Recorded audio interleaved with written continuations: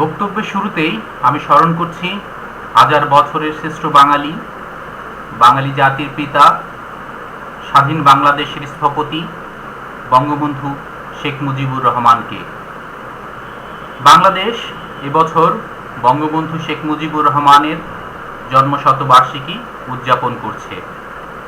স্বাধীনতা লাভের পর বাংলাদেশ 1974 সালের 17 সেপ্টেম্বর 136তম সদস্য হিসেবে জাতিসংঘে যোগদান করে। জাতিসংঘে বাংলাদেশের সদস্য লাভের 8 দিনের মাথায় বঙ্গবন্ধু নিউ ইয়র্কে অনুষ্ঠিত সাধারণ পরিষদের 29তম সাধারণ অধিবেশনে 1974 সালের 25 সেপ্টেম্বর সাধু বাংলায় ভাষণ দান করেন। জাতিসংঘে বঙ্গবন্ধুই প্রথম রাষ্ট্রনায়ক যিনি মাতৃভাষা বাংলায় বক্তৃতা করেন। প্রিয় মাতৃভাষা বাংলার প্রতি সুগভীর দরদ ও মমত্ববোধ থেকে বঙ্গবন্ধু জাতিসংঘে বাংলায় বক্তৃতা করতে চেয়েছেন। বঙ্গবন্ধুর এই ভাষণে বাংলাদেশ যেমন স্বাধীন সত্তা হিসাবে বিশ্বব্যাপী আনুষ্ঠানিক পরিচিতি পায়, তেমনি বাংলা ভাষাও বিশ্বব্যাপী মর্যাদার আসনে সমাসীন হয়। পরবর্তীতে জাতিসংঘের সাধারণ পরিষদের অধিবেশনে বাংলায় বক্তব্য প্রদান করেন বঙ্গবন্ধুর যোগ্য উত্তরসূরি, বঙ্গবন্ধু কন্যা, জননেত্রী প্রধানমন্ত্রী শেখ হাসিনা। 25 সেপ্টেম্বর 1974 সালে জাতিসংঘে দেয়া বঙ্গবন্ধুর ভাষণটি ছিল সহজ, গঠনমূলক ও অর্থবহ। এটা ছিল সমগ্র বিশ্বের অধিকার বঞ্চিত, নির্যাতিত, নিষ্পেষিত মানুষের ন্যায়সঙ্গত অধিকার প্রতিষ্ঠা, বিশ্বশান্তি ও ন্যায়নীতি প্রতিষ্ঠার এক বলিষ্ঠ উচ্চারণ। কেবল বাংলাদেশের পক্ষে নয়, বরং তিনি তৃতীয় বিশ্বের সকল দেশের প্রতিনিধি হিসেবে বক্তব্য প্রদান করেন।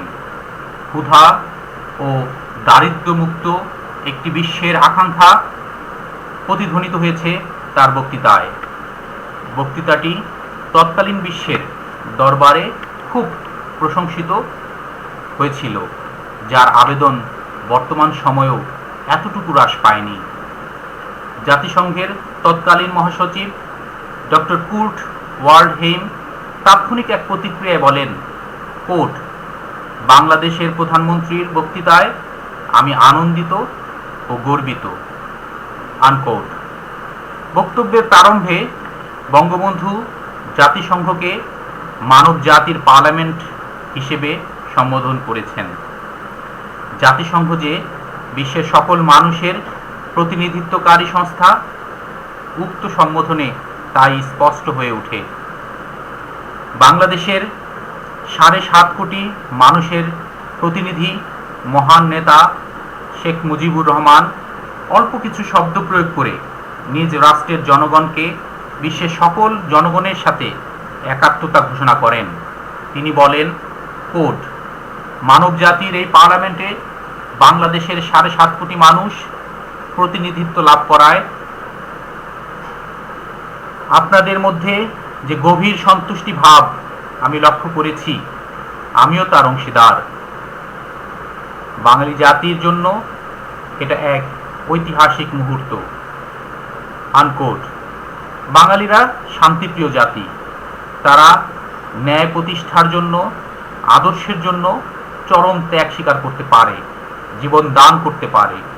সদ্য স্বাধীনতাপ্রাপ্ত বাঙালি জাতির সংগ্রামী জীবন ও আদর্শের উল্লেখ করে তিনি বলেন, কোট, একটি স্বাধীন দেশের স্বাধীন নাগরিক হিসেবে মুক্ত ও সম্মানজনক জীবন যাপনের জন্য বাঙালি জাতি বহু শতাব্দী ধরে সংগ্রাম চালিয়ে এসেছে।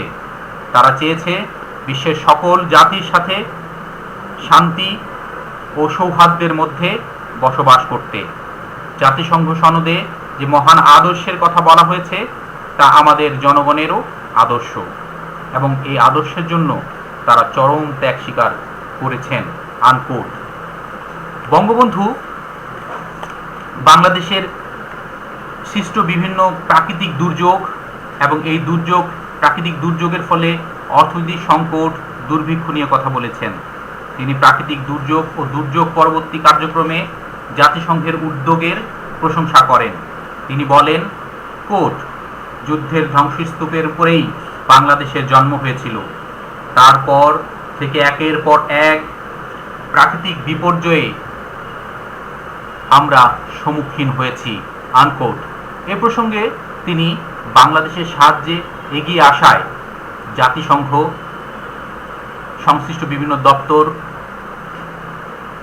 আলজেরিয়ার প্রেসিডেন্ট বুমেদিন, পররাষ্ট্রমন্ত্রী বুতেফলিকার অবদান স্মরণ করেন। বঙ্গবন্ধু বিশ্বব্যাপী মুদ্রাস্ফীতি, খাদ্যের মূল্যবৃদ্ধি, কৃষি যন্ত্রপাতি ও উপকরণসমূহের মূল্যবৃদ্ধির ফলে উন্নয়নশীল দেশগুলোর খাদ্যে স্বয়ংসম্পূর্ণতা লাভের ব্যর্থতার কারণ তুলে ধরেন। তিনি গরিব ও উন্নত রাষ্ট্রগুলোর অর্থনৈতিক ব্যবধান ক্রমশ বৃদ্ধি পাওয়ার বিষয়টি উল্লেখ করে সকলকে মানবিক ঐক্যবোধ ও ভ্রাতৃত্ববোধে জাগ্রত হয়ে ঐক্যবদ্ধ প্রচেষ্টা চালাতে আহ্বান করেন।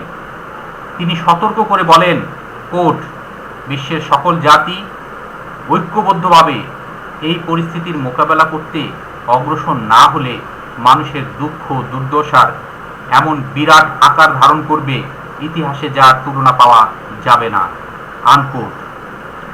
বঙ্গবন্ধু জাতিসংঘের সনদসমূহের সাথে একাত্মতা প্রকাশ করে বিশ্ব শান্তি ও নিরাপত্তার কথা বলেন।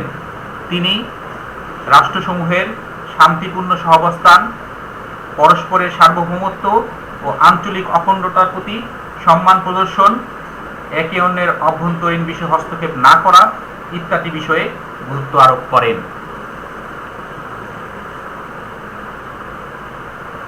মানুষের অসাধ্য সাধন ও দুরূহ বাধা অতিক্রমের ক্ষমতার প্রতি বিশ্বাস ও শ্রদ্ধা প্রদর্শন করে বঙ্গবন্ধু তার বক্তব্য সমাপ্ত করেন। বক্তব্যের শুরু থেকে শেষ পর্যন্ত একজন মহান নেতার নিজ দেশ ও জাতির প্রতি ভালোবাসার পাশাপাশি বিশ্ব মানবতার প্রতি দরদ ও শ্রদ্ধা প্রদর্শন আমরা দেখতে পাই, যা তাকে এনে দিয়েছে বিশ্ব নেতার পরিচিতি, বিশ্ব নেতার সম্মান। উপসংহারে অন্নদা শঙ্কর রায়ের সাথে কণ্ঠ মিলিয়ে বলতে চাই, যতকাল রবে পদ্মা, যমুনা, গৌরী, মেঘনা বহমান, ততকাল রবে কীর্তি তোমার, শেখ মুজিবুর রহমান। ধন্যবাদ সবাইকে।